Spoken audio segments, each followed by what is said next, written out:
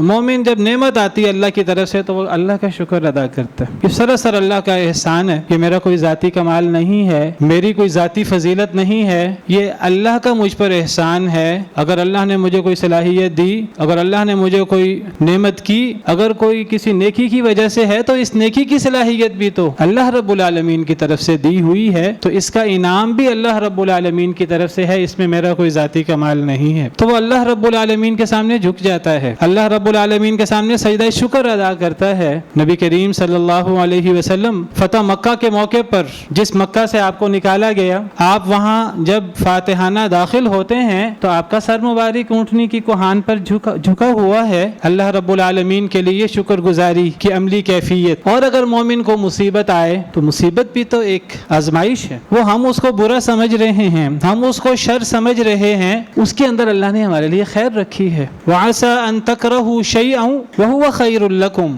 शायद कि तुम एक चीज को नापसंद करो और वो तुम्हारे लिए बहुत बेहतर हो। वल्लाहु यअलमु व अंतुम ला तालमून, अल्लाह जानते हैं तुम नहीं जानते।